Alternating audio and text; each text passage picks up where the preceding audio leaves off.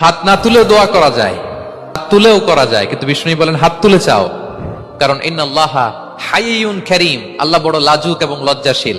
বান্দা যখন হাত তুলে ভিক্ষুকের মতো কিছু চায়, ওই হাত খালি হাতে ফিরিয়ে দিতে আল্লাহ লজ্জা লাগে। হাত তুলে চাইবেন, দোয়াতে আল্লাহর নামগুলো ধরে ধরে ডাকুন, বিশ্বনবীর উপর দুরূদ পড়েন। যে বিশ্বনবীর উপর দুরূদ পড়ে না, ওই দোয়া আল্লাহর কাছে কবুল হয় না, এটা আকাশে পেন্ডিং থাকে। মোবাইলে দেখবেন ব্যালেন্স না থাকলে, মেসেজ পাঠালে কি হয়ে থাকে, ওটা পেন্ডিং। আবার টপ আপ করলেই সেন্ট। আপনি যে বলেন হুজুর আমার দোয়া কবুল হয় না, কেন হয় না বলছেন এবার? হ্যাঁ, নবীর উপর দুরূদ পড়েন নাই তো। আল্লাহুম্মা সাল্লি ওয়া সাল্লিম ওয়া বারিক আলাইহি। শুরু করবেন বিশ্ব নবীর উপর দুরূদ দিয়ে, মাঝেও পড়বেন, শেষেও পড়বেন, আগেও পড়বেন, পরেও পড়বেন। আপনার দোয়া কবুল করবে কে? আম্মা আব্বা দোয়া করলে দোয়া কবুল হয়। হজ থেকে যে রিসেন্ট ফিরে আসছে তার কাছে যে দোয়া চাবেন, দোয়া করলে দোয়া কবুল হয়। খাতমুল কোরআনের পরে দোয়া করলে ওই দোয়া কবুল হয়।